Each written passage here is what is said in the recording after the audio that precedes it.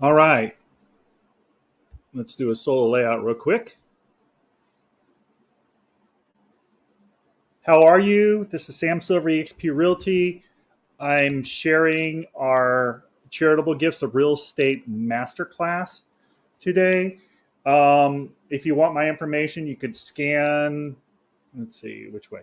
Oh, scan over here. If you look up, this is my digital business card. You can scan that, or you could scan up in the corner. Let's see. Oh, wrong way. Up in the corner right there, you could scan that as well, and with your phone. And a QR code would take you to my digital business card. Or you can get a hold of me on this phone number right around on my shoulder, 661-418-7325, 661-418-REAL.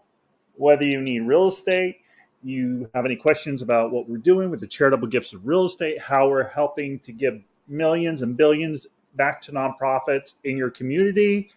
If you are a hero or you know a hero, let's see if I could do this. Yep, there we go. Go to samsheroes.com, right down there in the corner, samsheroes.com. Let me know how may assist you. Easy for me to say. And we're going to get started with Charitable Gifts of Real Estate. Thank you so much for coming and enjoy this streaming video. Let me make sure I have my mic on so you can hear. Let's see. I don't want to.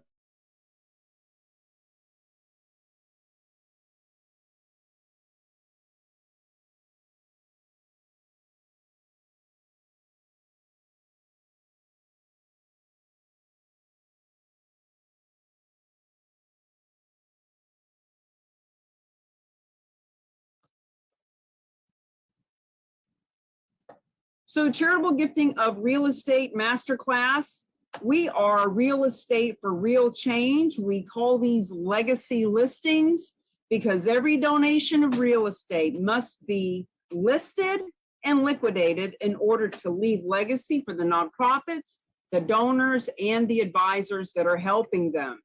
Now, this warning is really to be taken seriously. If you are not a go-getter, a do-gooder, a trailblazer, ready to take action on what you're getting ready to learn, then I highly recommend that you just stop now. Don't even watch.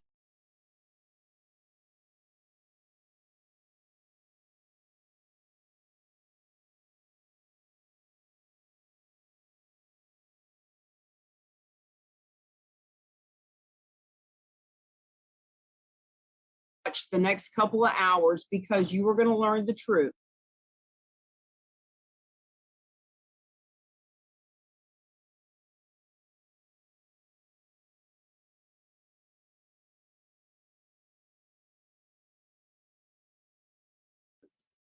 The truth is, proceeds from gifts of real estate will always be a better way to fund nonprofits, better than any traditional fundraiser, period.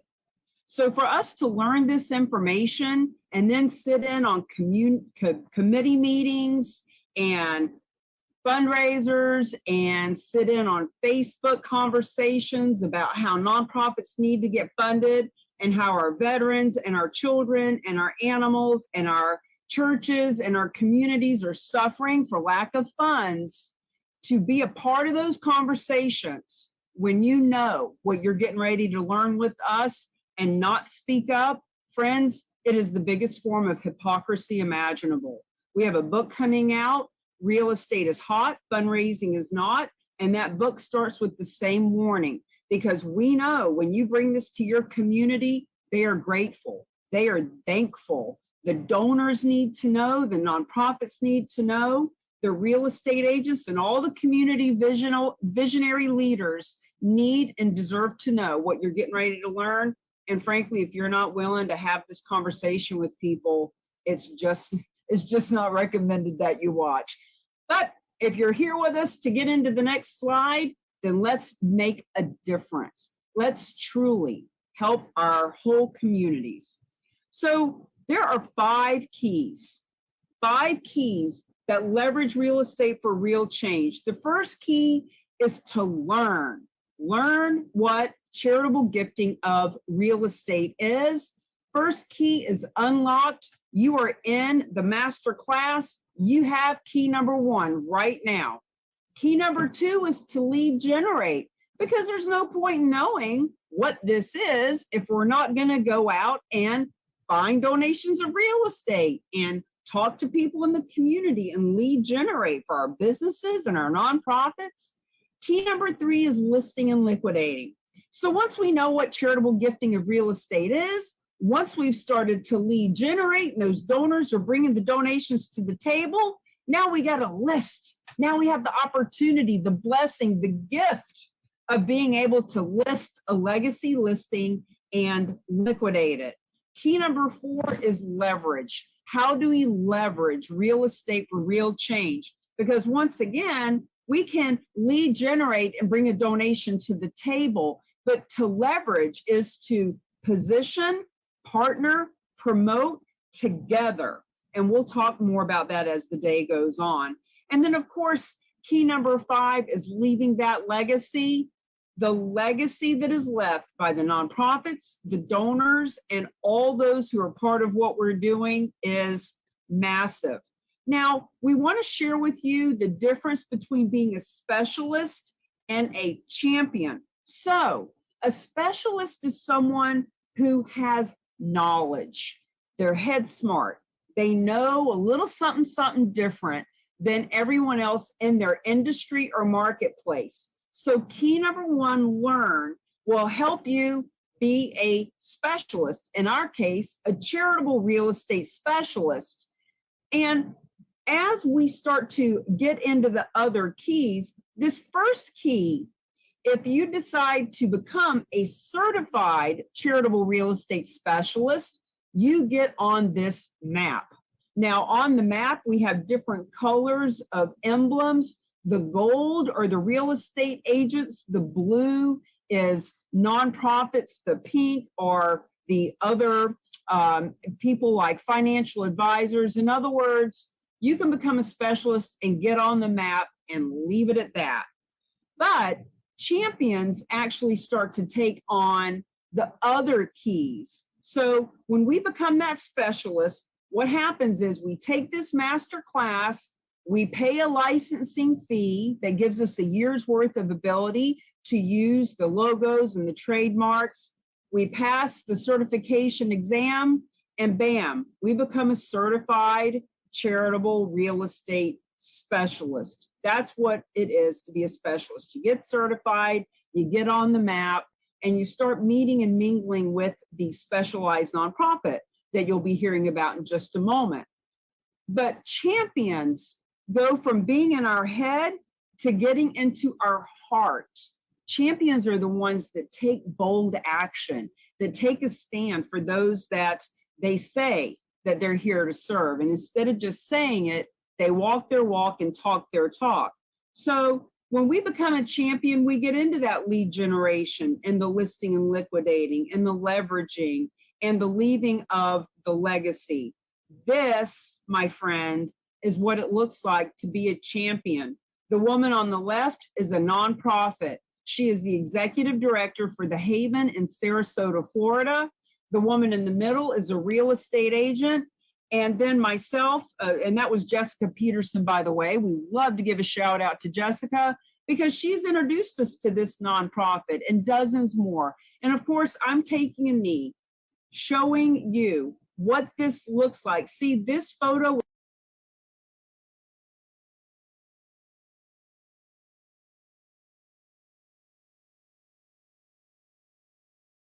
was taken to go into our book, Real Estate is Hot, Fundraising is Not. It is also part of our media PR campaign to go into the newspaper so that everyone in the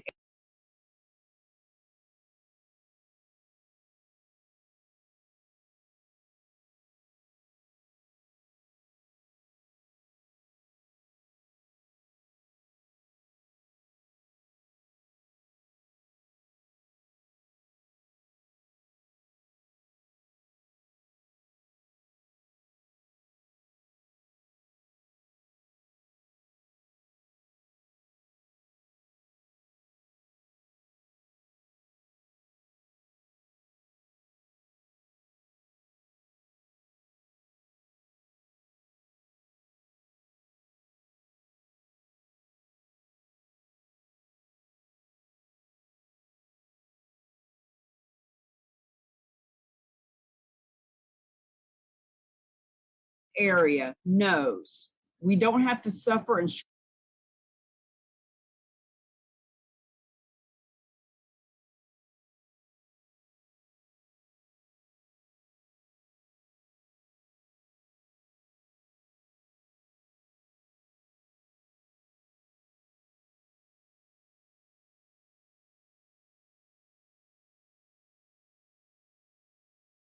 struggle anymore, we can get funded.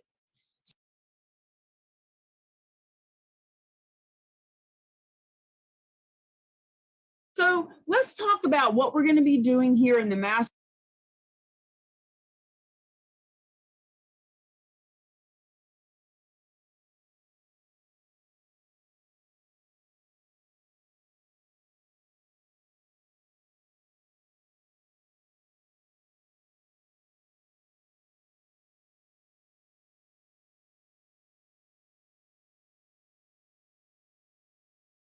class. Section number 1, we get into the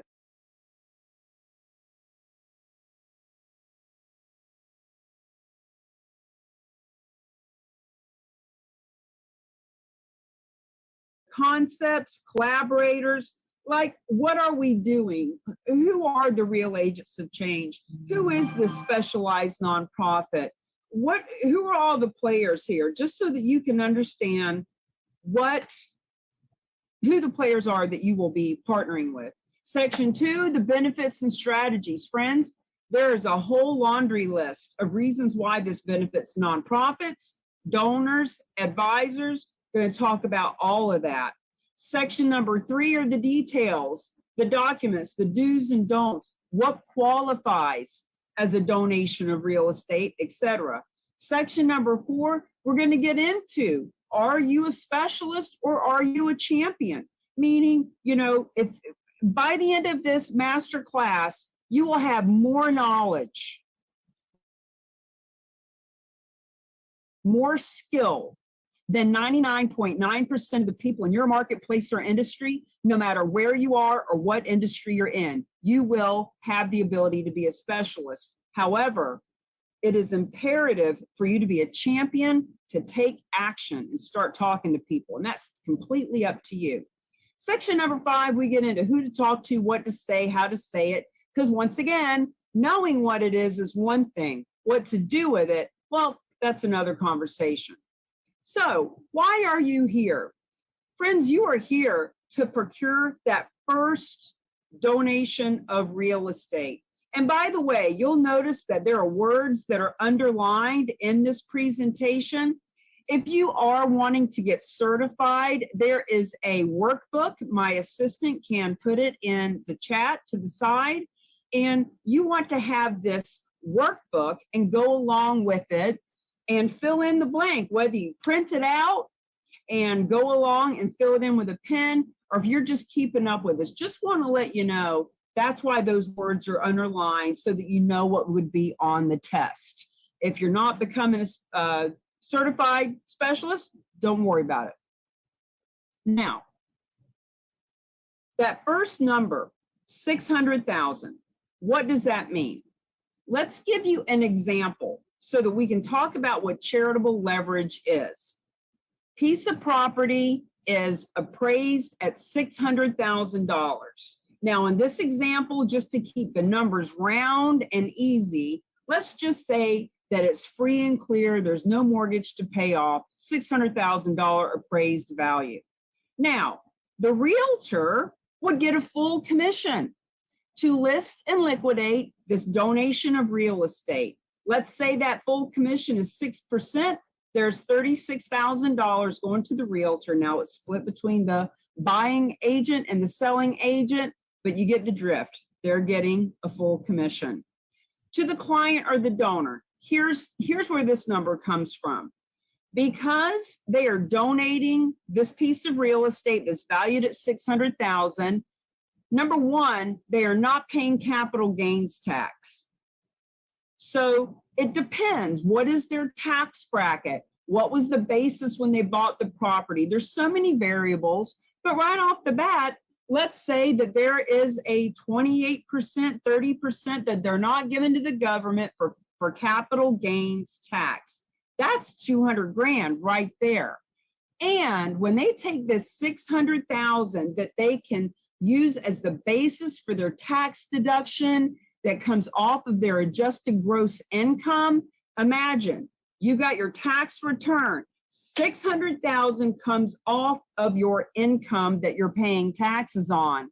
There's another 275,000 that you're not giving to the government. So that's where that number comes from. The donor is saving $275,000 in taxes to the government. Now, your favorite nonprofit, $600,000 is, let's say that's the appraised value and the sales price. After the $36,000 comes off for the commission, there is $564,000 that are going to the nonprofit world because of this donation. Nothing's going to Uncle Sam, so the full proceeds are going to the nonprofit world. So if you add all that up, that $600,000 property is now leveraged to be a value of $875,000 because it's that much of a value to the community at large. You know, we get into a little bit more of these details if you sit in on the open office hours with our specialized nonprofit. They can get into all the nuances of the numbers and the tax deductions and all that stuff. This is simply giving you the concept of what we mean by charitable leverage, how to take a piece of property valued at $600,000 and make it worth $875,000.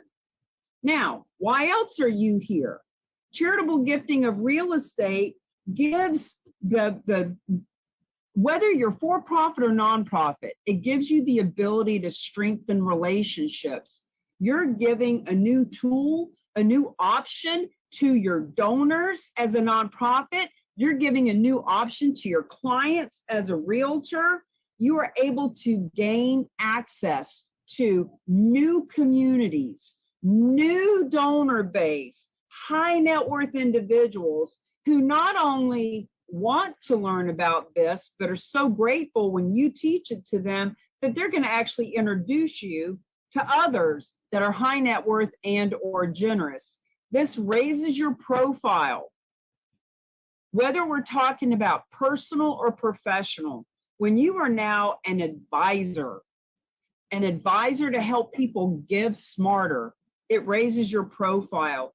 And as a real estate agent that earns full commissions, and you can add value for you, your clients, your nonprofit, your community. So now we're talking about that whole charitable leverage. More introductions, more referrals, more fees, more commissions, more donations to the nonprofit world.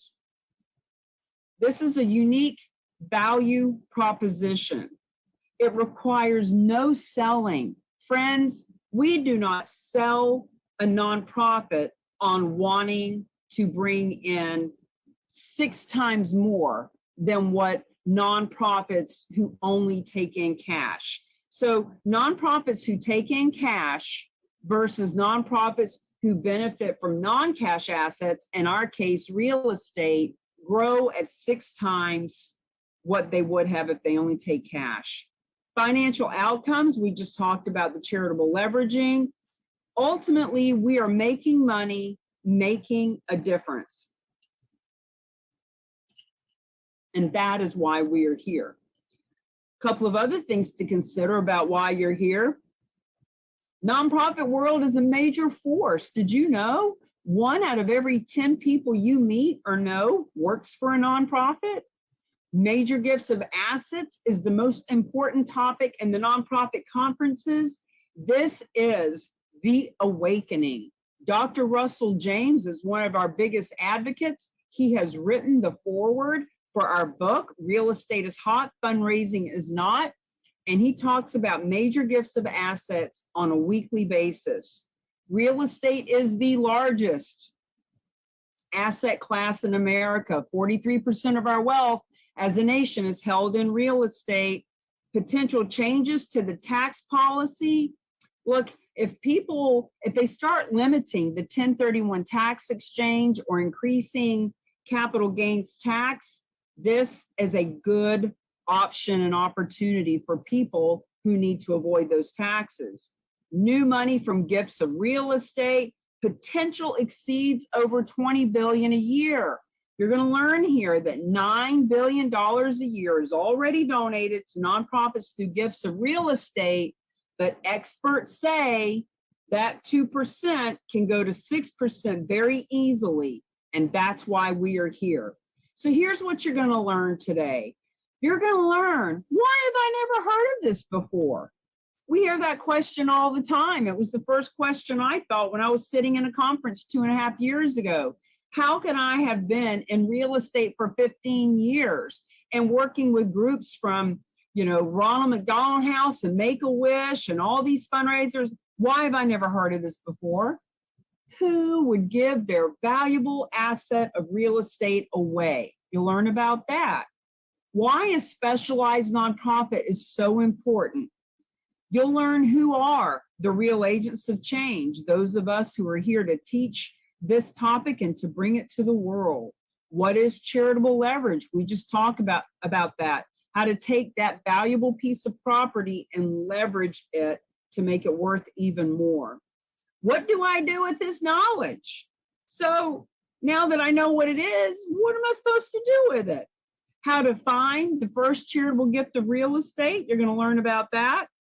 And how do I leverage real estate for real change? Social responsibility, positioning, partnering, and promoting together to leverage our resources and relationships for more revenue for the nonprofit world and the for-profit world. So you may have questions. What we would like for you to do is write them down. You can enter them in the chat box.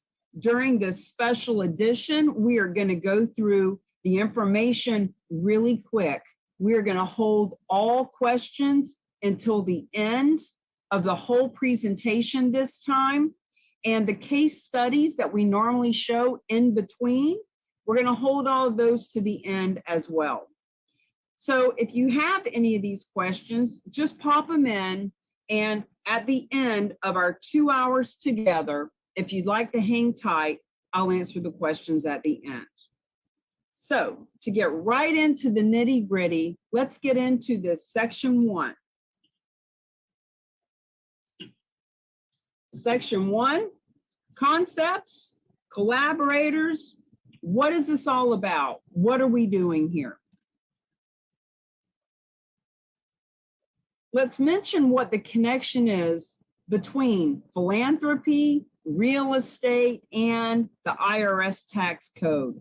These are all definitions that I needed to learn and that a lot of people, keep in mind, 99% of folks have never even heard of what we're getting ready to talk about. So let's lay a foundation. Philanthropy and the IRS tax code. Philanthropy truly is when you give any of your time, talent, and treasure to make the world a better place. This is the definition of philanthropy. You do not need to be a Bill Gates. You do not need to be the one donating the real estate or even the real estate agent that is selling the property. You're a philanthropist simply by being here and investing your time right now to learn how to better mankind. 501c3. People ask all the time, what is that? It is an IRS designation for qualified organizations that provide goods and services for the public good. Now, this whole tax deduction thing was introduced in 1917 for charitable gifts of all kinds, not just real estate, but we focus on the donations of real estate to these 501c3s so that they can be liquidated and fund the programs that they are wanting to fund. So this law was put in place to incentivize all taxpayers, not just the wealthy. We have lots of great stories about people who aren't wealthy. They just donated real estate because it was the right thing to do. Charitable gifting of real estate to a qualified 501c3. That's what a gift is. It's donating it to a 501c3. It provides the nonprofit an asset that it can sell to fund its programs. It entitles the donor to a tax deduction against that adjusted gross income. If the asset is appreciated, if the asset was bought years ago and now it's gone up in appreciation, then they can avoid the capital gain tax that would normally be owed. Sounds simple enough. It really does. It's simple enough to imagine all these nonprofits with all the donors that love them wanting to donate real estate. And believe me, it happens every day. We talk to so many nonprofits who have been receiving phone calls for years of people wanting to donate real estate, and they just didn't know what to do with it. It's the nonprofits themselves that have been stopping these donations. So here's the solution. It's this thing called a specialized nonprofit that exclusively accepts gifts of real estate. They provide the tax benefits for the donors. They absorb all the title and financial risk inherent in all real estate gifts. They work with the brokerage community to sell the real estate. In other words, any marketplace where the real estate is, they work with a local broker to make sure that the value is there. They pay those brokers, those real estate agents, a full commission to sell the property. Friends, this is important because even though we're helping donors give property away, and even though we're helping nonprofit, we want our real estate friends to know we don't want you to do it for free. They grant the proceeds to any and all nonprofits. Now, these are just a handful, just to give you an idea of all the nonprofits that have actually benefited from gifts of real estate. Keeping in mind, this has been around for 100 years. All of these have benefited. The one at the top, Fidelity Charitables, we point out, because there's 1.3 million nonprofits, and they are the biggest one right at the top. They bring in $9 to $13 billion a year themselves, and even they don't want to handle their own gifts of real estate. Here's colleges, churches, public radio, soup kitchen, you name a genre of nonprofit, and there are nonprofits who have benefited from gifts of real estate. So here's why this specialized nonprofit was created. 43% of our wealth in this country is held in real estate. You see the little pie chart down there? The fact is, cash reserves, pocket change, money that we have just, in cash is only 3%. Our wealth is held in real estate. Yet, only 2% of what the nonprofit world brings in comes from real estate. You'll notice that huge 90% of the pie is coming from 3% of cash. But the 43% of real estate wealth, only 2%. So when you look at that, of the $474 billion a year that comes into nonprofits, there is $9 billion that's coming from real estate, even though 99% of us have never heard of it. So here's the opportunity I was mentioning earlier. That 2% could easily shift to 6.5%. So the $9 billion right now could be $29 billion a year. I want you to sit with that for a second. $9 billion right now, when 99% of the population is clueless. But with people like us, letting people like you know about it, it will shift to $29 billion a year. The question is your nonprofit going to get a piece of that pie?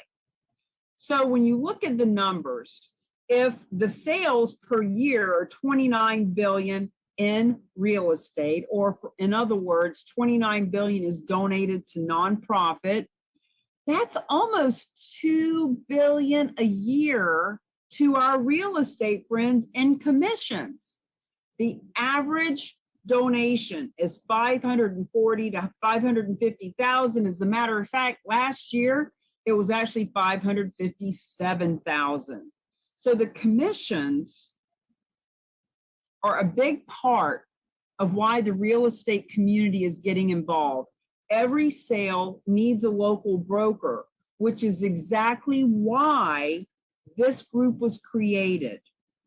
The Real Agents of Change was created so that all of the real estate, all of the financial advisors, all of the businesses and communities out there can learn not only how to help fund the nonprofits they love, but how to actually build their business from it. The goal is to make you proactive versus reactive. So my name is Cammie Baker. I was a top 5% realtor. I was on House Hunters way back in the day when I was doing all this promoting as a real estate agent. I learned when I had a car show that I was doing and we were donating all the money to the local nonprofits, I learned that when I was talking to people about the nonprofit work, when I was talking to them about how all this money went to the Live and Let Live farm to rescue horses, or to help our firefighters who had died in the line of duty, I learned just by experience that people love to do business with people who are proactive and socially responsible.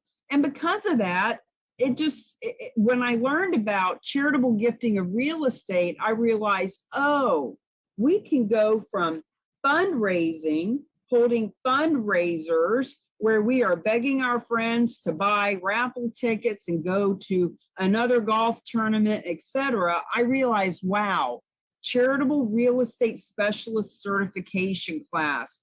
What if we taught people about this so that these nonprofits could get $500,000 on average from one donor? So I've got the real estate experience, top 5% in real estate. I have been to thousands of networking events. I've been to 5 to 7 networking events in a day. I've got the nonprofit experience because just by osmosis, I learned that people love to do business. We call it cause marketing campaigns, marketing your business with a cause in mind. Once again, we were creating those. So it just made sense to have a win-win-win for everyone. 2.5 years ago, I'm sitting in that conference, and with my filter of real estate and nonprofit background, and realizing that only 2% is being given to nonprofits through gifts of real estate, we came up with this system. And that's why you're here. Now, we've got this book that just got finished. It's not even red hot off the presses yet. We've got the PDF. It's ready to start being promoted.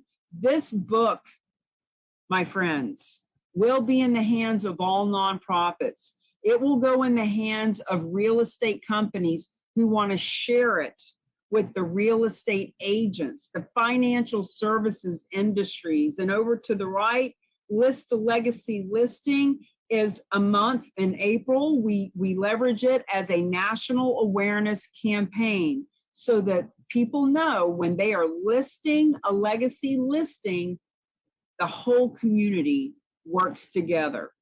So this is the end of section 1. What we're going to do is actually go ahead and jump into section number 2. Please keep any questions written and just hold it to the side, and I will address them at the end.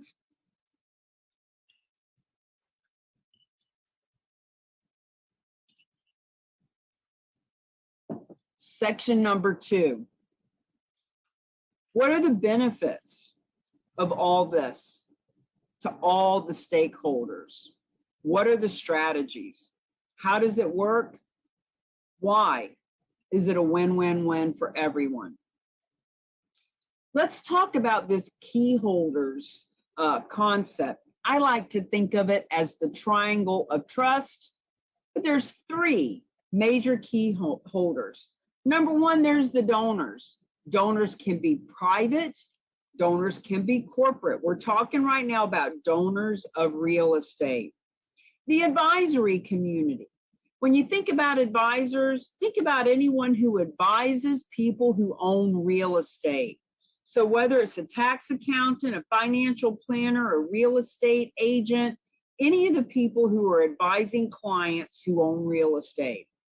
And then, of course, there are the nonprofits, the public charities, the donor advised funds, which is something that you'll learn about here shortly in this module.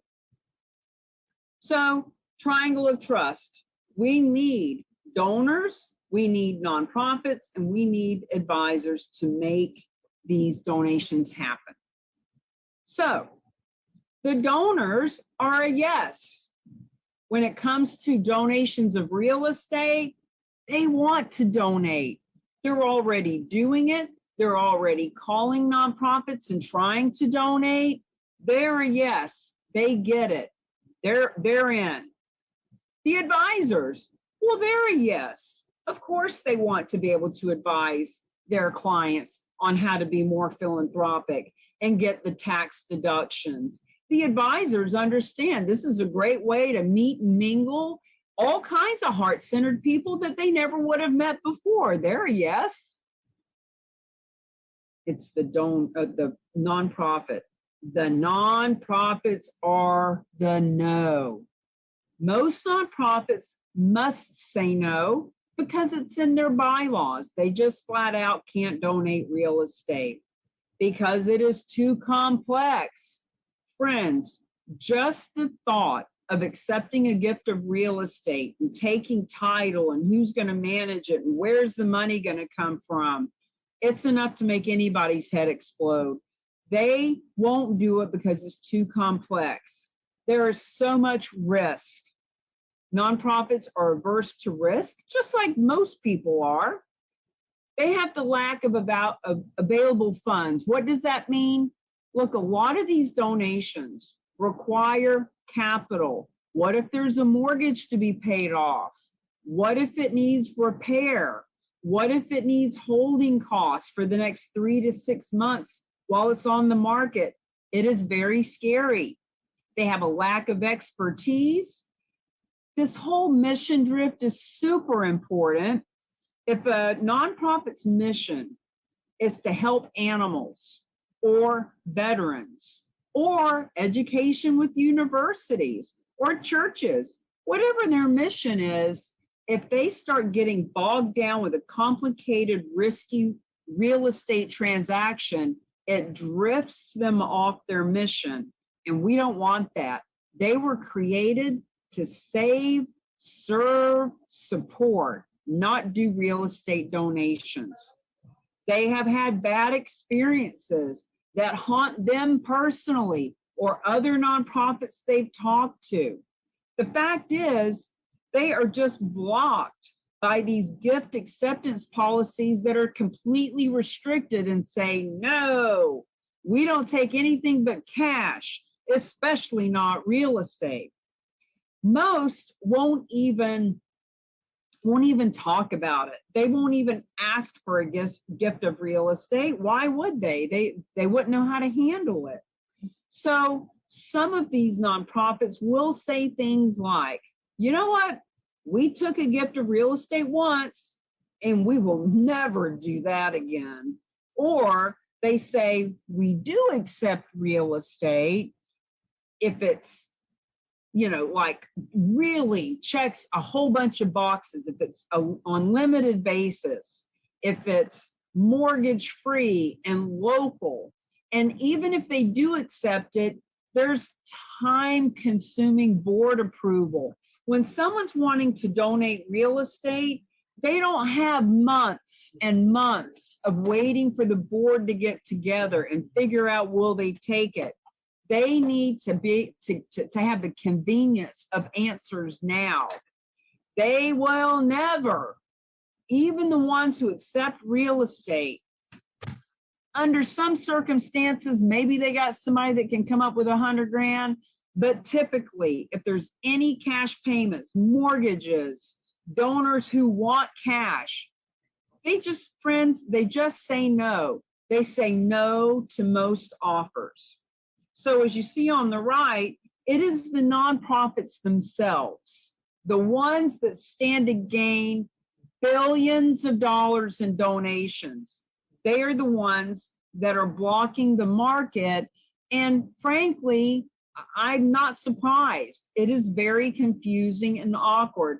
And we are not ever going to be suggesting in this master class or any of our trainings that nonprofits do start taking gifts of real estate themselves. We want them just to benefit from the proceeds, and we'll show you how that works. So, specialized nonprofit. Now remember, their mission is to accept any real estate of any kind from anywhere, taking on all financial and environmental risks that are inherent in real estate. They are the ones that convert the real estate into cash.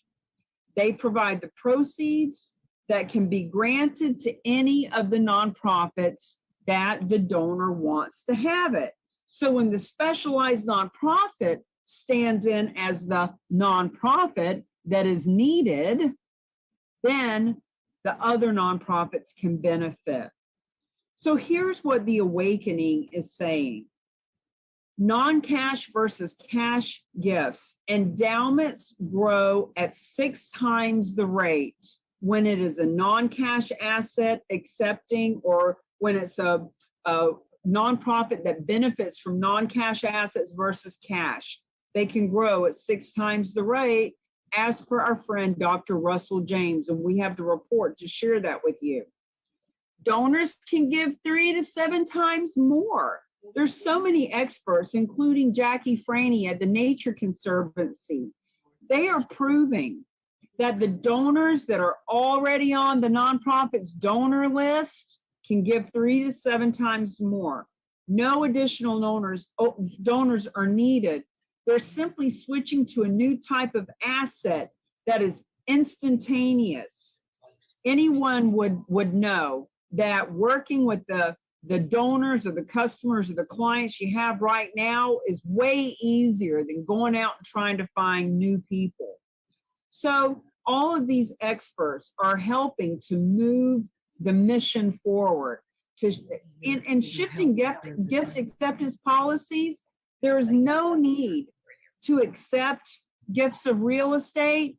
They are just able to safely ask, because we are now providing a real estate department, a real estate team that helps them to ask with confidence, because they know that they've got a team to handle it for them. Now, the collaboration, do what you do best. We say this all the time, do what you do best and refer the rest. So the nonprofit's strength is strengthening their donor interest. The nonprofits promote their cause. Their job is not to go try to figure out these donations of real estate. It's simply to keep promoting their cause to their donors. They are cultivating that emotional connection. We know that whether it's been weeks, months, years, decades, that they have these strong connections with their donors. They can share the benefits of the non-cash assets and the non-cash gifts with their donors. They can start asking for gifts of real estate confidently, with conviction, knowing that there is no risk to them in the way that we do it here. So the specialized nonprofit, what do they do best? They accept and fix and sell and grant the money to the other nonprofits. They intervene, as we can see on the right-hand side, They intervene in that triangle so that the other nonprofits can benefit. In essence, the specialized nonprofit is the nonprofit for all nonprofits. They provide the resources all gifts of real estate require. They solve the complexity of the entire gift. And believe you me, over the last 2 or 3 years, I've realized how complex these gifts can be, especially when it comes to dealing with the IRS and the tax papers and all that stuff. And they grant the bulk of the net proceeds to the other nonprofits. That's what they do best. The RAOC helps to bring us all together. Let's talk specifically about each of the triangle of trust, the benefits to the donors, the benefits to the nonprofit, and the benefits to the advisors. Benefits to the donors. They avoid this significant capital gains tax. You know, when people say to me, I can't believe that people just give their real estate away. Don't they want to leave it to their heirs? There are a lot of people who just need to avoid capital gains tax. We don't know what their situation is. It's our job just to give them an option, an opportunity that they can do something different. Benefit to the donor is that they qualify for a tax deduction against their adjusted gross income. So just like our example in the very beginning, that $600,000 property, if they donated the whole amount to that nonprofit, that is $600,000 that is coming off of their income that they do not have to pay income tax on. Now, this is important. They can preserve their liquid assets to protect their lifestyle. What does that mean? If we are asking donors to give cash out of their pocket, that is a liquid asset that they have to decide, do I want to give $1,000 to my nonprofit, or do I want to buy gifts for my kids at Christmas? Do I want to buy $100 worth of raffle tickets, or do I want to take my family to dinner tonight? This gives them ability to protect that lifestyle. They can eliminate a complex asset from their estate. So even if they are wanting to leave the bulk of this to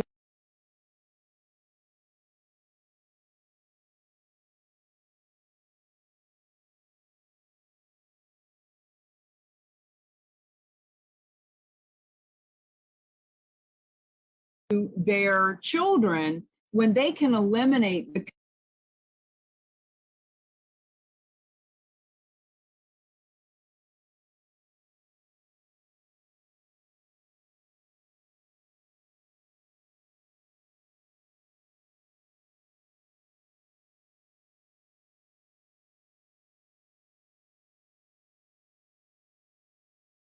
complexity of real estate, when they can liquidate it and put the money in a donor advised fund, it makes their life a lot easier. We'll talk about that at the donor advised fund. They can simplify their asset transfers to the next generation. So once again, donor has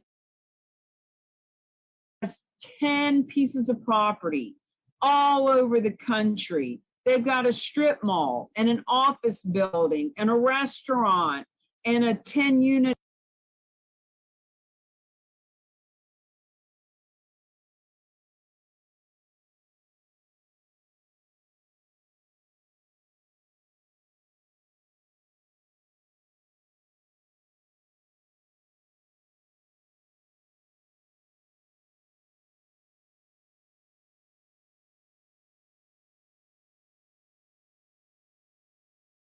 apartment complex.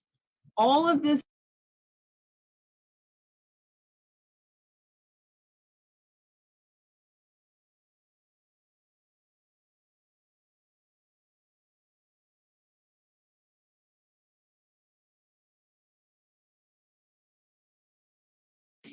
real estate that perhaps their children wouldn't know what to do with, but when they liquidate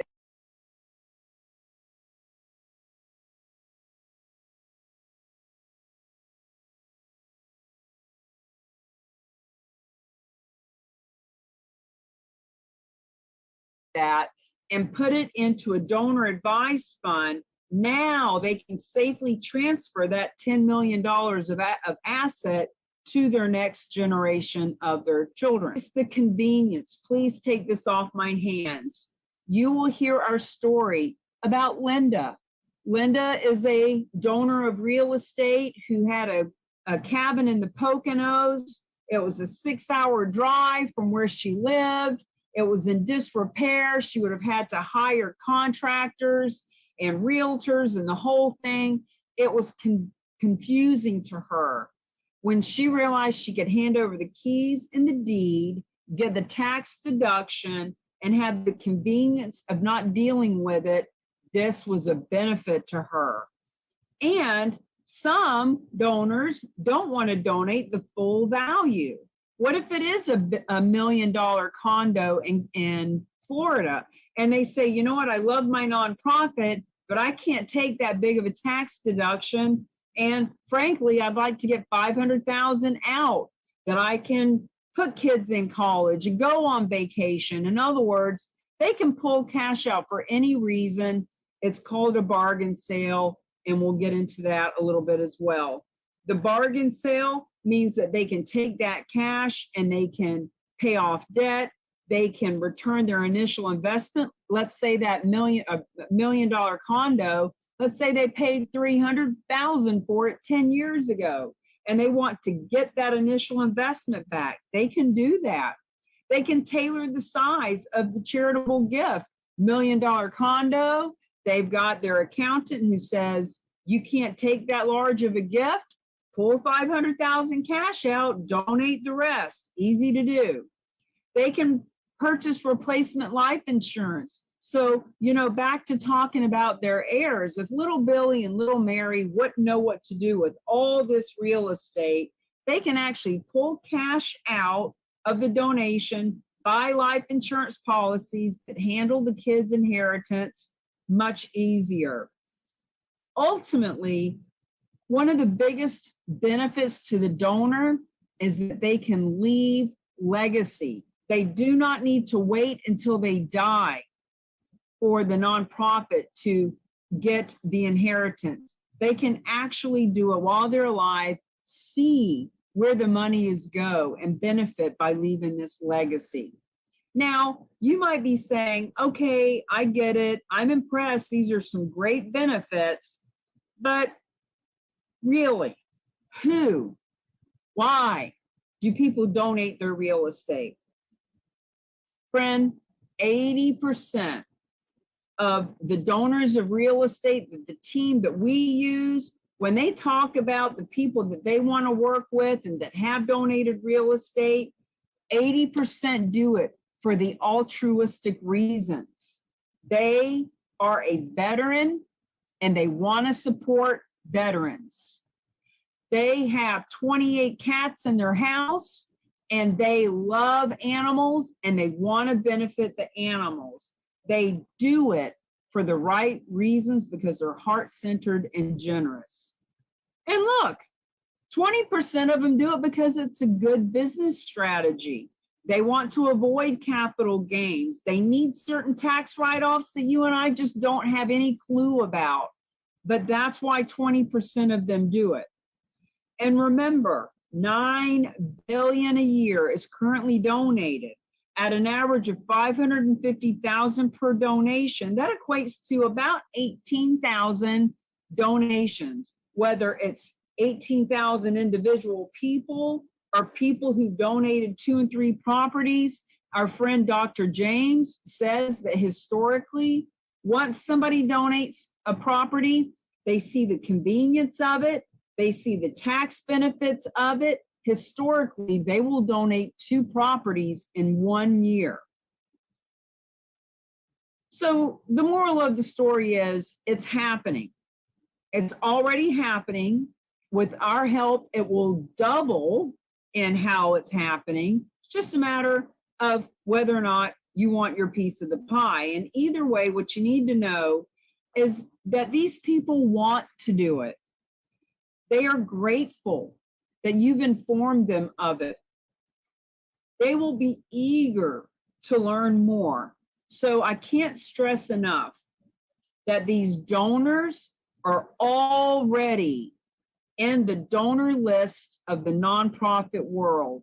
Your favorite donor, 100, 1,000, 5,000 donors, there are gifts of real estate in those lists, and they want to learn about this. And just keep in mind that those same donors aren't only on the one donor list, they're on lots of donor lists.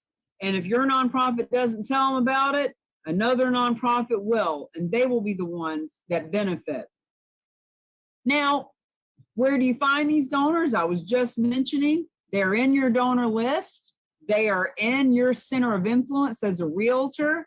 65% of all these donations come from financial advisors, so they're in their lists as well. But the point is, you already know them.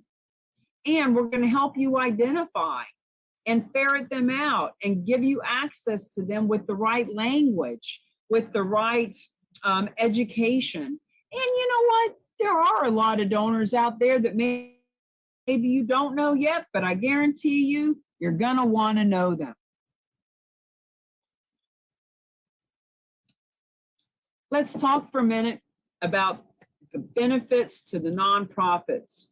This should be pretty obvious that when 90% of what they are currently bringing in, it is reported, it is statistical, 90% of what nonprofits bring in is coming from cash. Less than 3% is held in cash. So when you can open them up to the 43% of wealth in real estate, let's talk about these benefits. Now, these are all the different categories of 501c3. These are all the different kinds of programs that are being funded by donations, by grants, by fundraisers. So just think about all of it. By the way,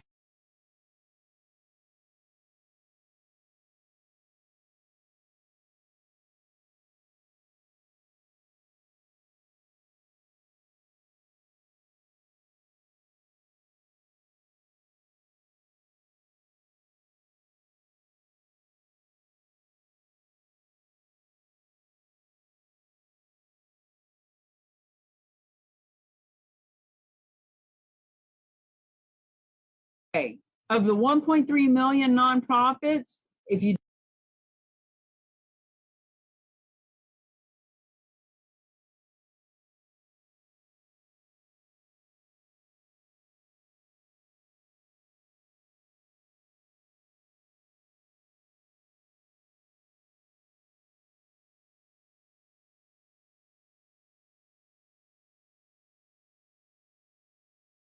do the math, there are 3,000 3,006 counties in this country.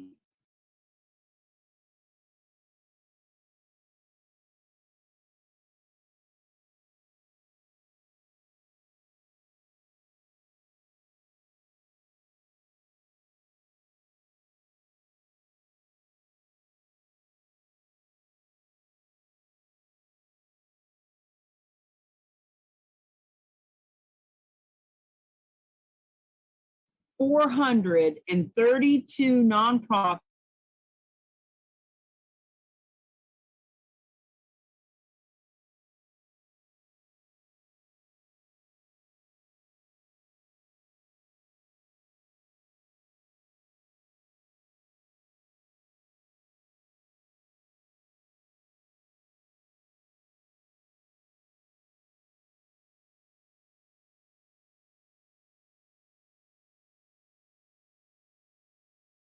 on average are in every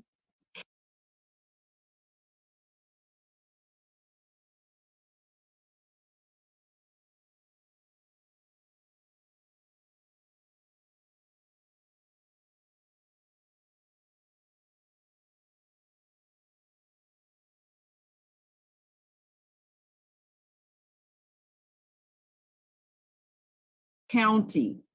All these are in every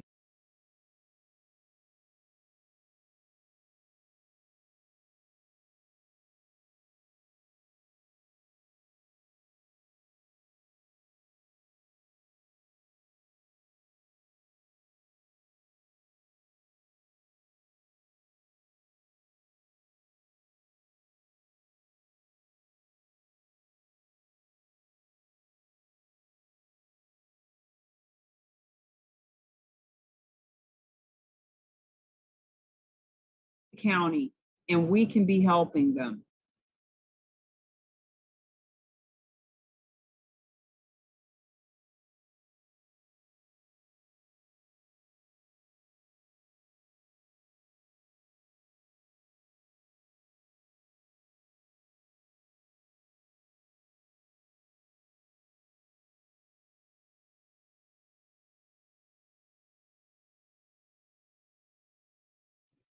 Nonprofits, they can receive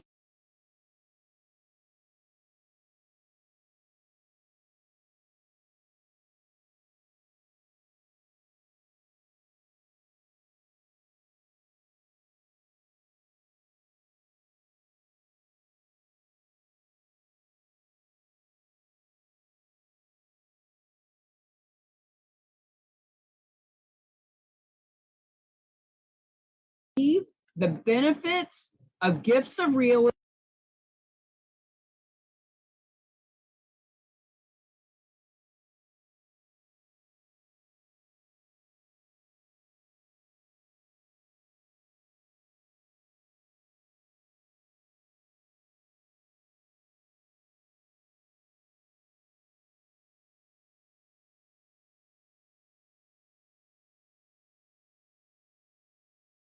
estate, but avoid the risk and liability.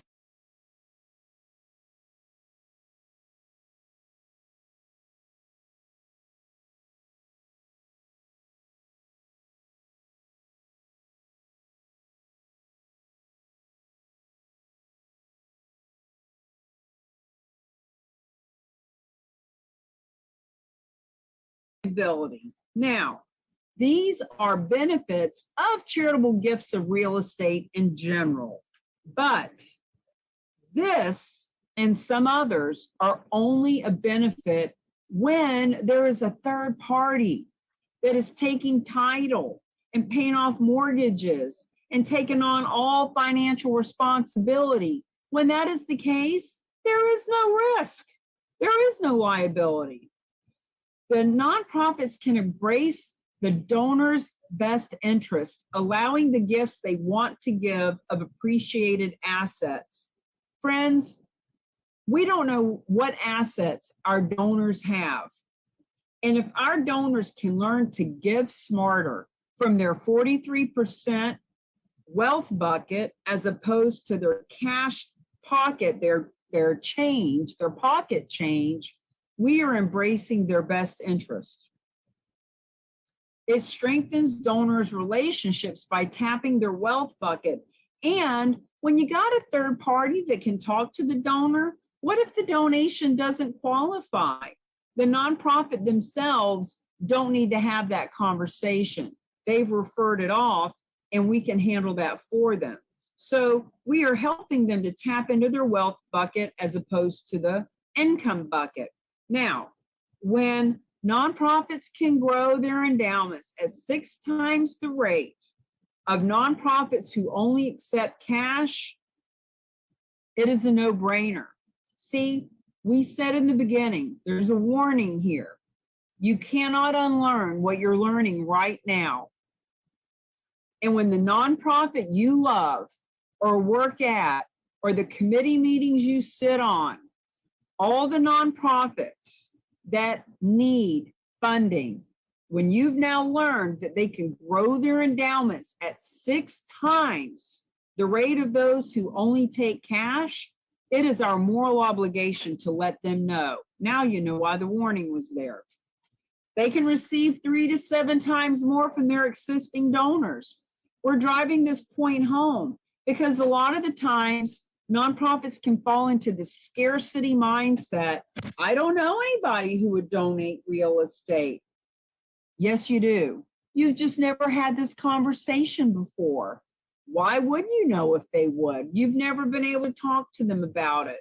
But see, we give you a confident way to be convicted in how you are letting your donors know, because you have a real estate team that can help them and make you look good.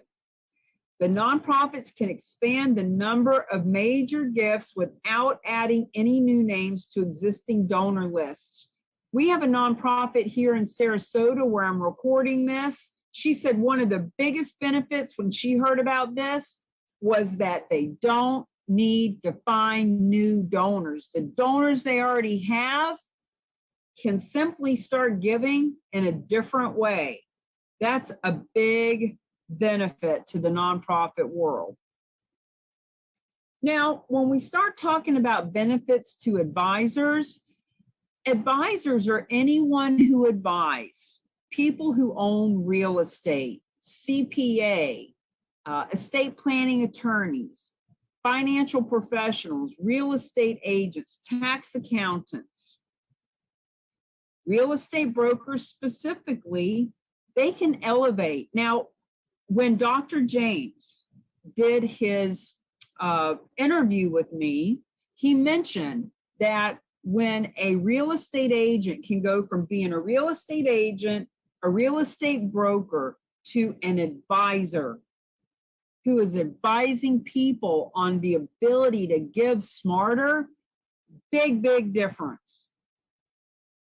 They can switch. Now check this out. They switch from a seller to a seller that is not emotionally attached to the property. So the donor of the property is donating their property to the specialized nonprofit. Specialized nonprofit is the seller of the property now. They're the one that's signing the listing agreement. They, unlike if you were working with the original donor who had 4 kids, all wanting to give you input, all emotionally attached to grandma's house, big problem. These guys are not only not emotional, but they're savvy and they respect the opinion of the broker that they're working with. These real estate agents, broker and agent, by the way, is interchangeable. It's a real estate agent.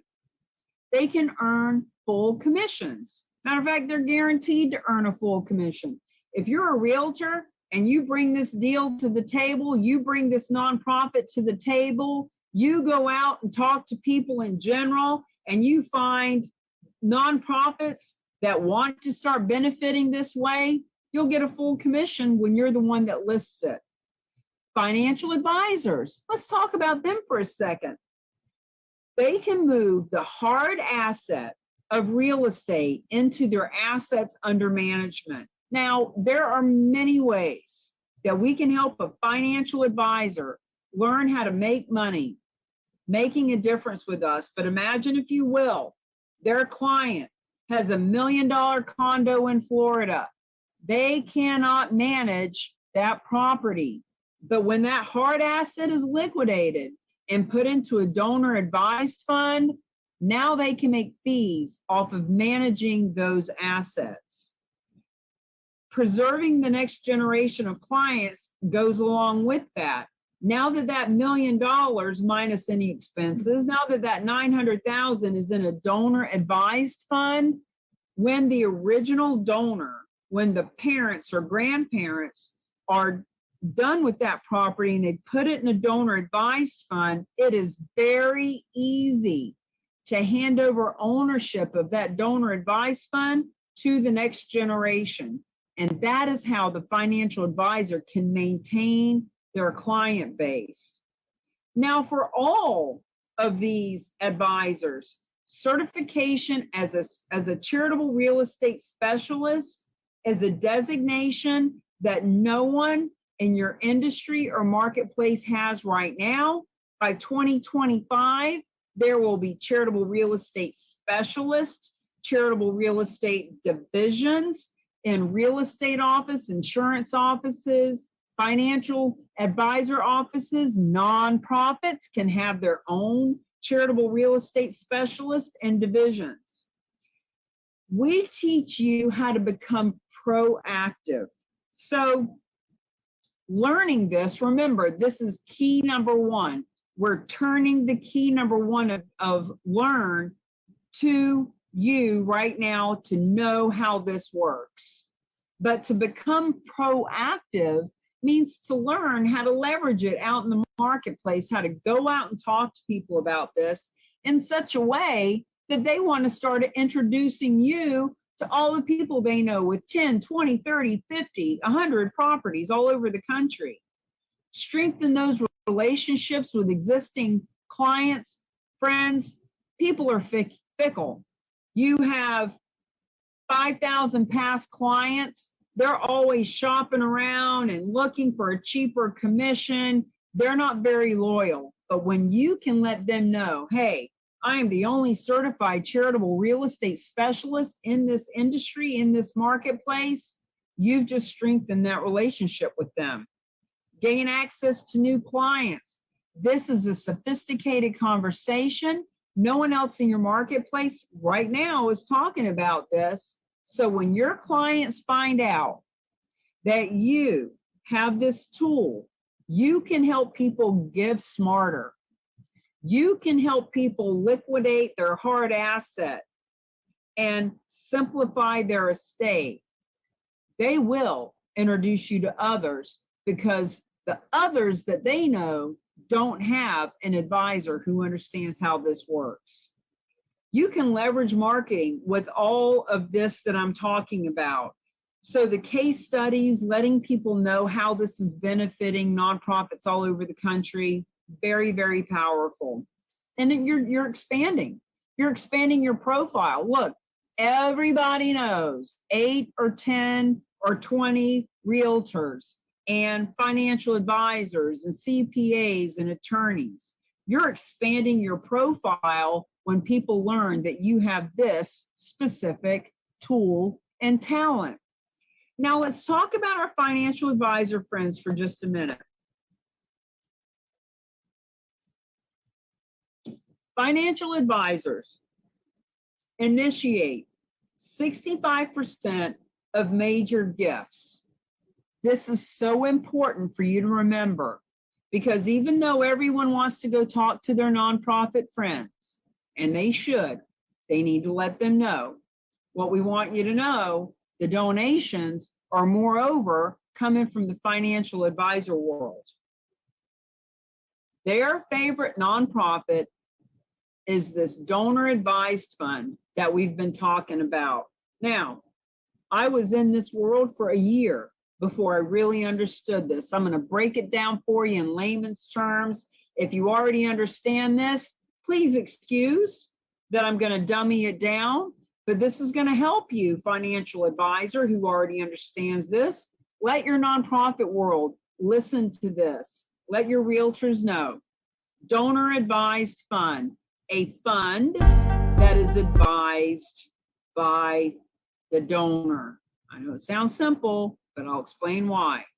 The fastest growing public charity in the nonprofit world, donor advised fund, a charitable investment fund regulated as a public charity, funded by a donor one time or periodically. So that piece of real estate that is liquidated, let's say the donor doesn't have a nonprofit in mind, or they love their church, but they only want to, let's say they put $1 million in their donor advised fund. Maybe they want to give $100,000 to that church every year for 10 years. It is administered by a qualified sponsor. Going to talk about who that is in a minute.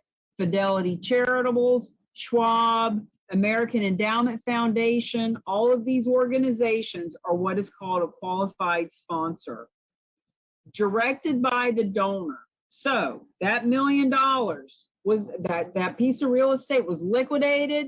The $1 million went into a donor advised fund, and now it is directed by the donor to grant the funds to any nonprofits that they want.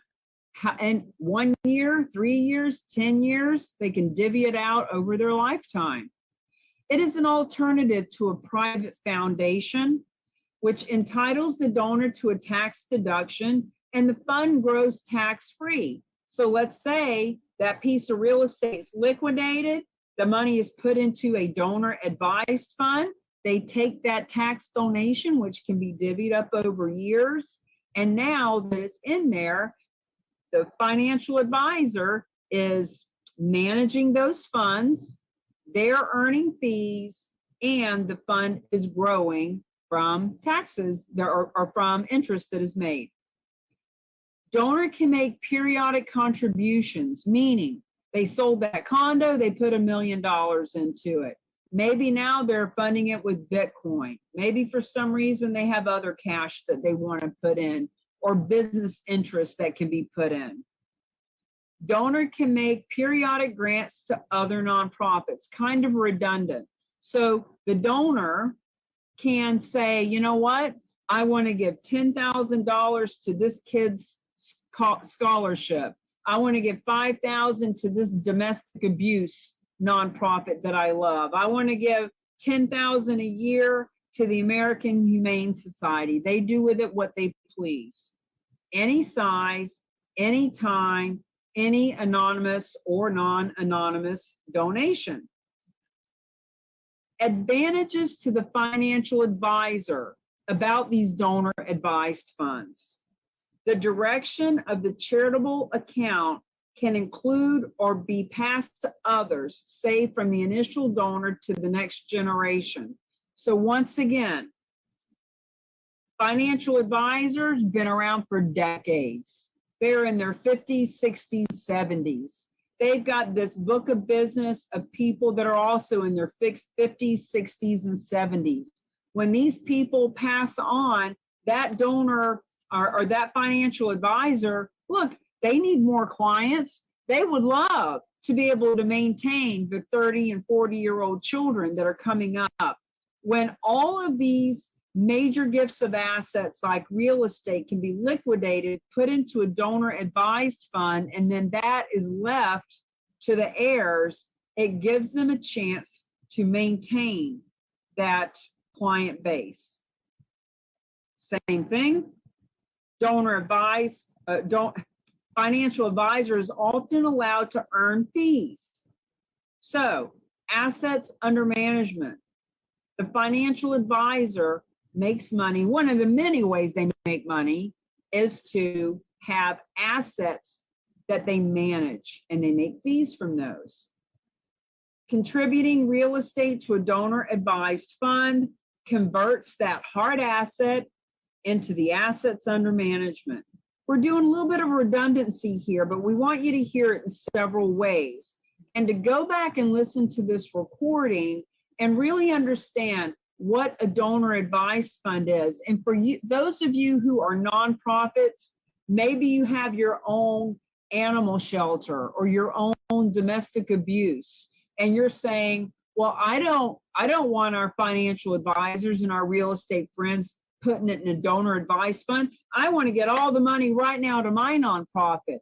But friends, what you want to do is make friends with these financial advisors, because they have clients with millions and millions of dollars in donor-advised funds. And the purpose of having these funds is so that the donor can advise the funds to nonprofits. So you see how there's a beautiful correlation here. The donor-advised funds, popular DAF sponsors, are among the largest public charities in America. Fidelity Charitables. Friends, the reason that this is the largest charity in this country is because people are liquidating their hard assets and putting it in these donor-advised funds. It is a tax write-off. It is a way for them to simplify their estates. Suffice it to say, Fidelity Charitables, Schwab, National Philanthropic Trust, Vanguard, National Christian Foundation, American Endowment Foundation, I actually did an interview with Laura Maloney at American Endowment Foundation. They and Fidelity Charitables leverage the same specialized nonprofit that we do, because these groups don't want to handle real estate either. As a matter of fact, a lot of them will just flat out turn down donations of real estate. Financial advisor says to their client, hey, let's liquidate this real estate for a donor advised fund, and the donor advised fund doesn't know what to do with it. That's why the Real Agents of Change are here, to help pull all of these resources together.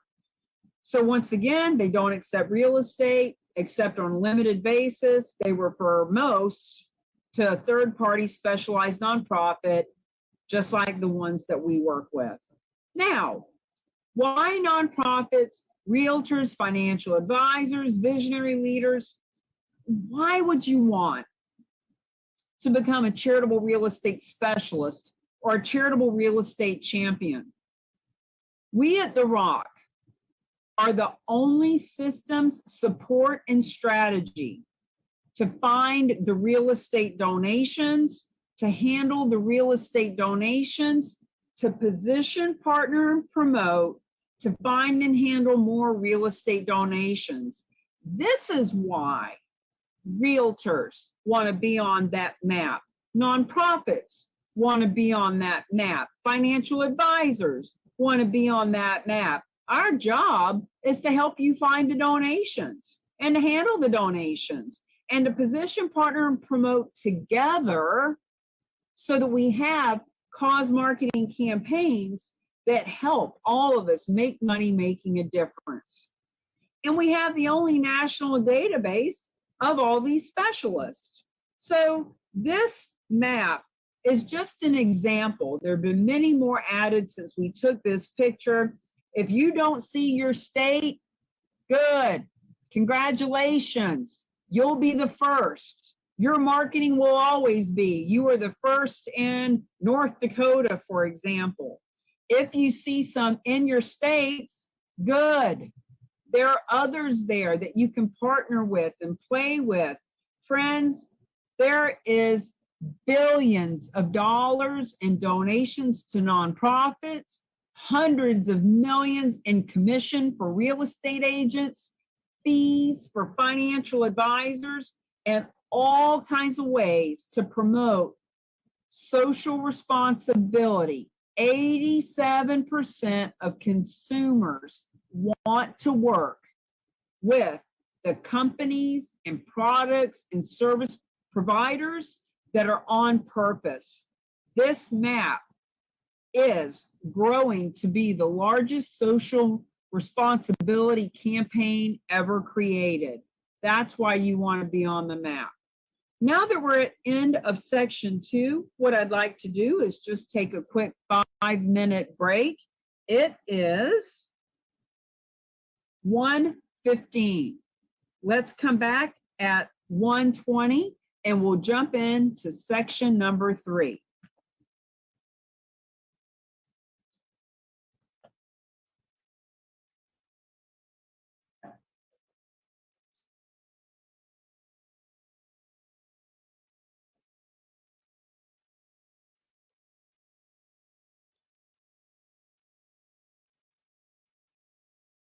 Invited you, can get you the link for that. If you want to sit,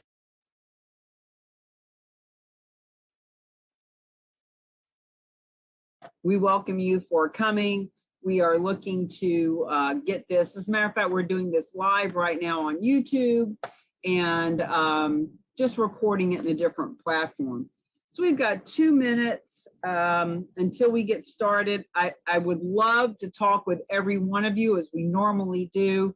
I'm just afraid we would get off track. We wouldn't get back on time. So it's 1:18. I promised 1:20 we would get started again.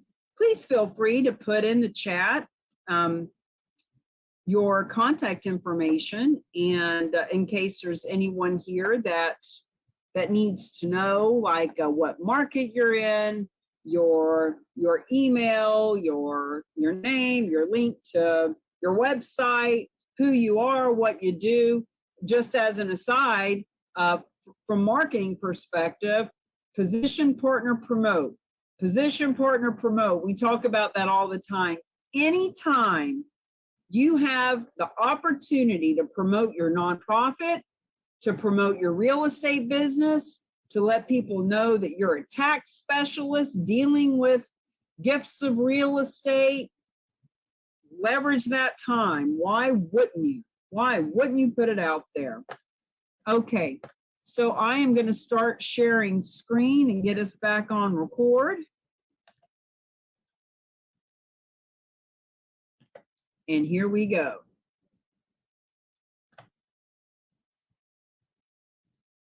Section number 3, details, documents, do's and don'ts. What's the deal here? How can I become knowledgeable and know exactly what qualifies as a donation of real estate, and if there's any special documents that I need to know about? So when we start talking about properties that qualify, the canned simple answer to that is any real estate can qualify except a timeshare, no timeshares. And keep in mind that the real estate that qualifies needs to have equity. So when people talk about probate or short sales, this is not about distressed property. If there's no equity, there is no donation. So let's move on. Going to give you some examples just to get the wheels turning, get you really thinking about this. Examples of qualified gifts. Residential. Did you know people actually donate their primary residence? And this is about not just donating it and leaving it in your will for when you die, but what if you actually donated it now? Maybe you bought an RV and want to travel the country. Donate your primary residence. You can donate second homes, investment properties, commercial. So residential on average is $550,000 donation. Commercial is $900,000 on average. That could be multifamilies, office buildings, strip malls, restaurants, storage, hospitality, literally any kind of real estate, land, raw land. Now, we're going to talk in a minute about marketability. So if it's land out in the middle of nowhere that's landlocked and you couldn't give it away, not so much. Farms, ranches, once again, no timeshare, no timeshare, no timeshare. Now, what qualifies a property? Length of ownership. Because of what we're doing here is based on a U.S. tax code, you need to have owned it for at least a year for the capital gains tax and all of that stuff to start kicking in. So it's a year-long ownership or more. So marketability, just to be kind of clear on this, sometimes a property is not marketable right now, but it could become marketable. Let's say that it is a strip mall that's 70% vacant and the parking lot is such a mess that you can barely get in the parking lot.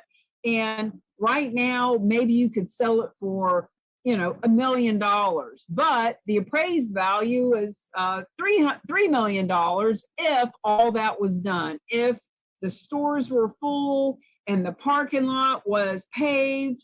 In other words, that property can become marketable, but what if that current owner doesn't want to take the money to fix the parking lot? What if they don't want to put the money into putting a new sign out front? In other words, if the property is donated to our specialized nonprofit and the specialized nonprofit paves the parking lot, fills up the office or the storefront, now it is marketable.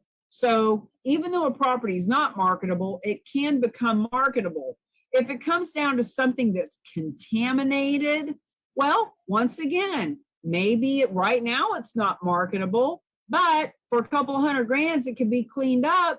Well, now it's marketable. So marketable simply means can this property be sold? Because when you think about it, if the specialized nonprofit is going to take title, take financial responsibility, pay taxes and insurance and hold it and all that, why would they take something that can't sell? Underlying tax circumstances are important as far as qualification, more from the perspective of, is this donor trying to pull one over on the government, or are they doing this because it's the right thing and they happen to get a tax benefit? Now, let's talk about minimum equity.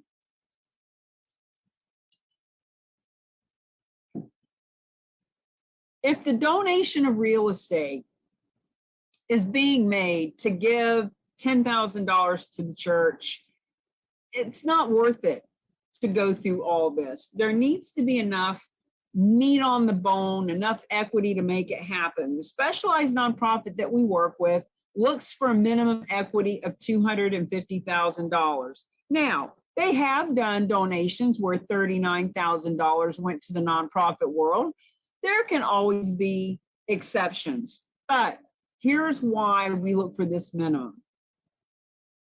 This specialized nonprofit is going to take on all financial responsibility. They, in some cases, are spending $200,000, $500,000, $1 million, $10 million on paying off mortgages and roofs and getting the property rezoned for a higher value, etc. Their minimum to do one of these deals is $20,000. Now, I talked to a lot of specialized nonprofits. Some specialized nonprofits keep 70% of the proceeds. Some specialized nonprofits keep at least 30%. The one that we've chosen to work with, we chose to work with because they will work with any and all. Any nonprofit you love, if it's a 501c3 in this country or affiliated with a 501c3, they will work with them. Second reason is they keep the least amount of the proceeds. They never keep more than 10%, sometimes as low as 2%. On average, they keep 5.9%. So in order for them to keep with this policy of never keeping more than 10%, that's why we need $250,000 minimum. Average equity, average donation is that 550, 557 last year to be exact. So because the average is over $1 million, this minimum usually doesn't become a problem anyway. Maximum size is unlimited. So what if it is a $20 million appraised strip mall and it's got a $10 million mortgage that needs to be paid off? No worries, they can do that too. So when we do meet with nonprofits who say, yes, we do accept gifts of real estate, bravo. You're one of the few who actually understands how this works and how you can benefit. But if you're only taking real estate that's local, mortgage-free, easy, and you were offered something across the country with $1 million mortgage and a $500,000 roof and paved parking lot. In other words, because what we do, we can help with any maximum size. Sometimes we are simply an alternative to those who already take real estate. What are the documents required? Net gift estimate. So when a donor fills out our property evaluation form and takes 2 minutes to fill that out, and they are introduced to the specialized nonprofit, they will create 2 net sheet estimates comparing, here's what it looks like if you do a traditional sale and pay Uncle Sam 30% in taxes, etc. And here's what the net gift estimate looks like. You make the decision. So that's one of the documents. The second is the donation agreement, which also, it could be a donation agreement or a bargain sale. I will explain the difference. Person says, here's my $1 million condo in Florida. I am donating the full gift. I can write it off over the next 6 years anyway. Here's the key, the deed. I am donating the full value. That would require a donation agreement that is written up between the specialized nonprofit and the donor. Realtor doesn't get involved in this. The nonprofits that receive the proceeds down the road do not get involved in this. This is between the donor and the specialized nonprofit. Donation agreement. But what if that $1 million condo has a $300,000 mortgage, or it's free and clear, but they want $500,000 in cash back to them? They're going to donate the difference. If for any reason any money exchanges hands, it is called a bargain sale. And as a side note, I heard this for a year before I asked it, or before I figured this out. The reason it's called a bargain sale is because if that $1 million condo, if the specialized nonprofit needs to come out of pocket $300,000 to pay off a mortgage or give it to the donor because that's what they want, in essence, they are buying a $1 million condo at a $300,000 bargain. So they bought an asset at a bargain sale. That's why it means that. Donation disclosure agreement, just like any other real estate, you need disclosures, disclosing that there will be an appraisal done, and it will be done by a professional appraiser. So the donation disclosure is just like any other disclosure, it's just specific to the donation. IRS Form 8283 is signed by 3 parties: the appraiser, the donor, and the specialized nonprofit.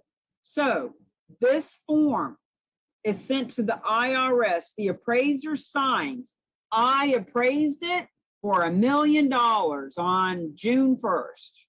Donor signs it, that's the donation, the basis for their tax deduction. And because the specialized nonprofit took the donation, that's why the 3 of them sign this and send it to the IRS to get the tax deduction rolling. Now, the IRS Form 8282 is only signed by the specialized nonprofit.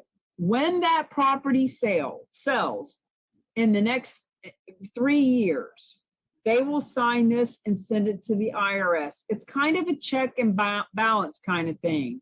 The 8283 said the appraisal's $1 million. That's what the donor leveraged as the basis for their tax deduction. Here it is 6 months later, it sold for $952,000. Just a checks and balance. That's how it works. The listing agreement and purchase and sales is per whatever it is in the state that this is done. So if you're a real estate agent, whatever your listing agreement is, but now the listing agreement is between you and the specialized nonprofit. So it's kind of like doing an REO, a bank-owned, a relocation package, in that all of your disclosures and listing contract, etc., is signed by the person in charge of that property now, not the person that lived in it the last 20 years, but the bank or the overseeing authority, and in this case, the specialized nonprofit.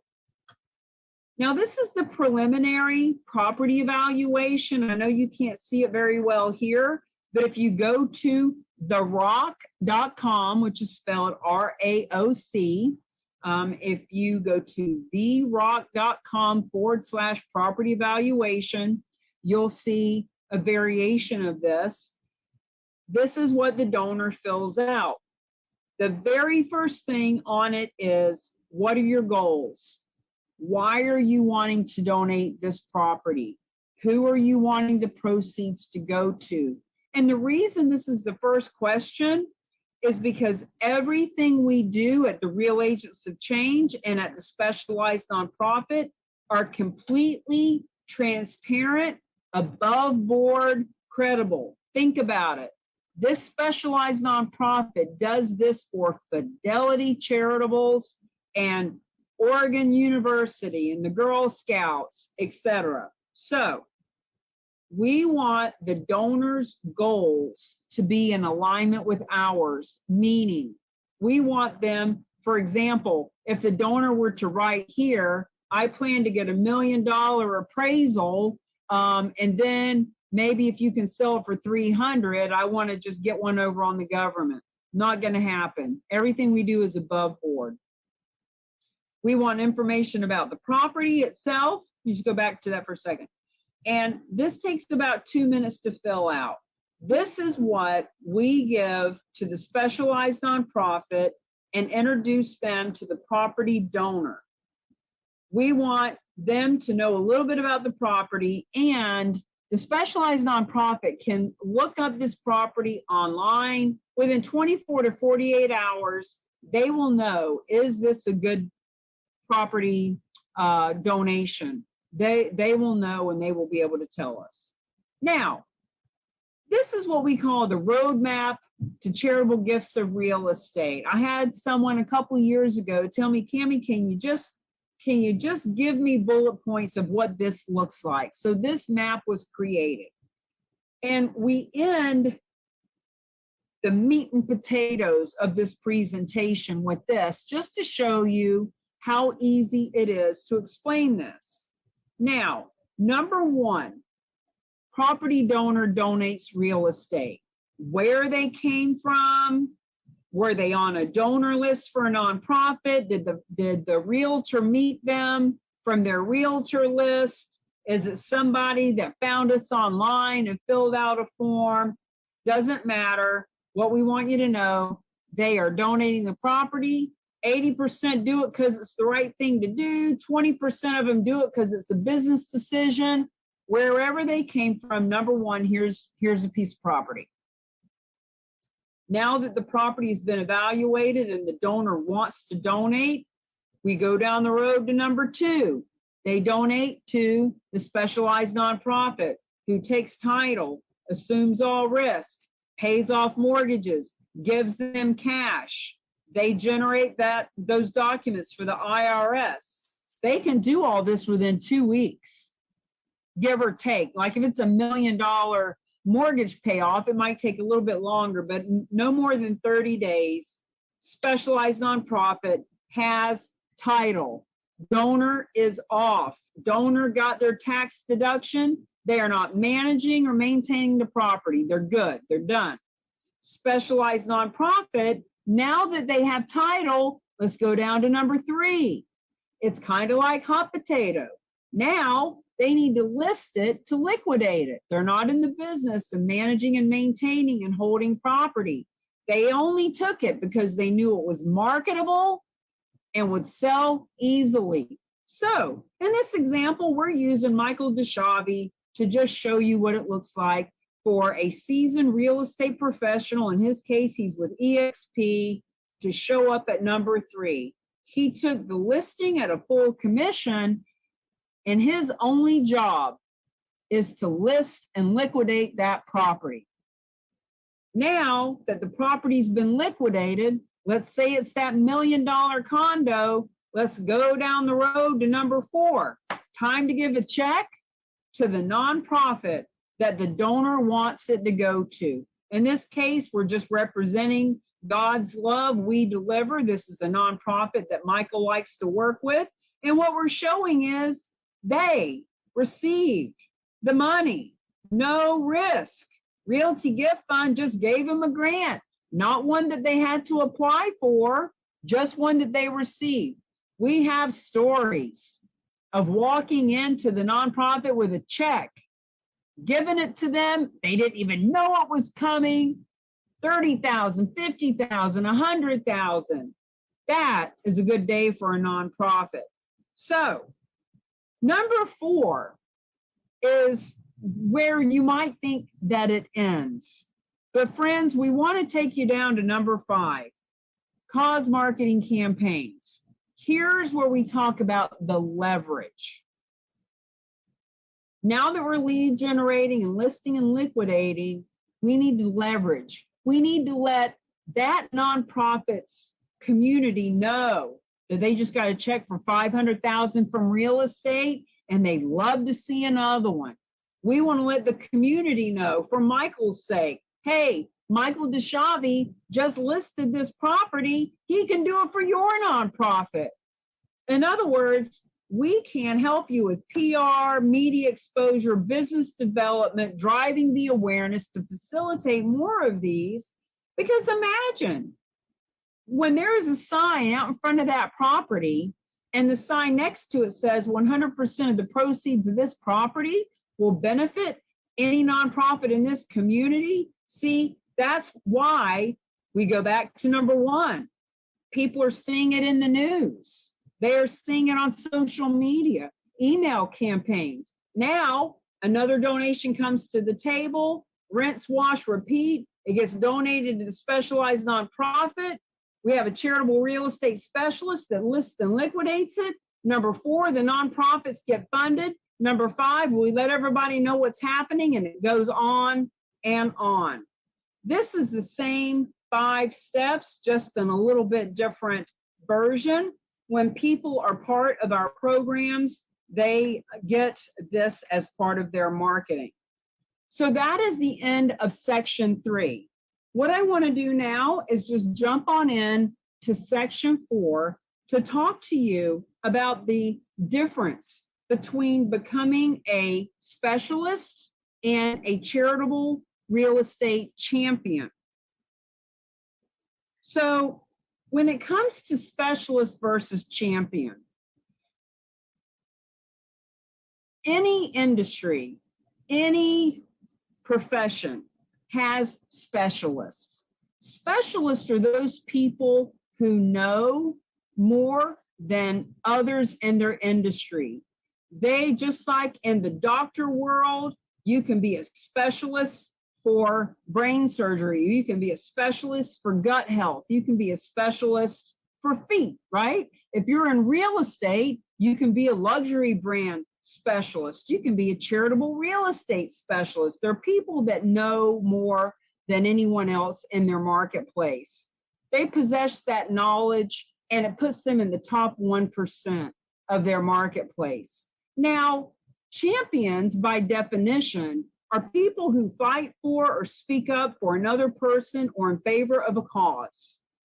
And when we are working with champions, they are charitable real estate specialists who now want to get into the last 4 keys. They want to get into lead generation and listing and leveraging and leaving legacy, because they are the ones that want to do battle for those that they care about. They're the ones that want to be number 1 in their marketplace.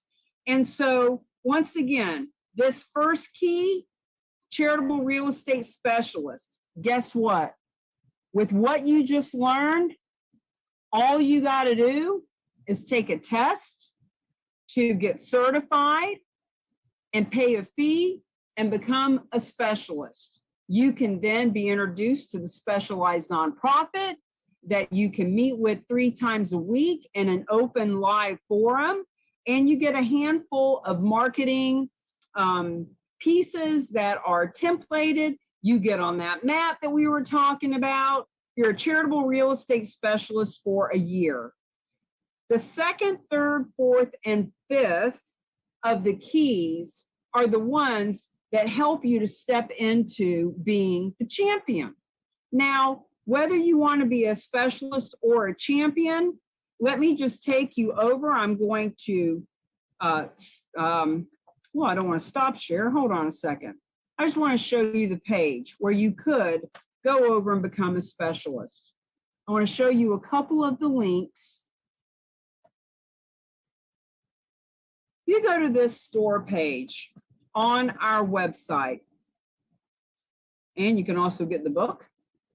But when you come here, you'll see specialists versus champions. It's really easy to learn don't worry about the master class. You just took the master class. But when you become a specialist, there's all of these things that are included in it. You get promoted on the map. You can become an affiliate. You get the book. You get different campaigns. Happy to have you just go and take a look at this, theroc.com/store. When you become a specialist, that's $34 a month that we actually have a one-time annual fee of $400 to become a specialist. Now, for people who do want to become a champion, you've got to qualify for that. We need to talk to you because when it comes to the champion, we're going to be doing all kinds of custom marketing for you. We're going to create your own, theroc.com / Cammie Baker or Bob Smith or whatever your page is. We're going to provide to you a legacy launch pad so that the legacy launch pad gives you all you need to launch your legacy in 30 days. We give you all kinds of videos around that. This is just something for you to go look at your leisure. Now, what we want you to know is if you want to become a champion, this shows that it is a $3,000 upgrade. But if you qualify to be a champion, we do give you a discount code to bring that down substantially. You save at least $1,000 if you want to become a specialist. So after this master class, you'll get a list of all these links that you will know about. Just wanted to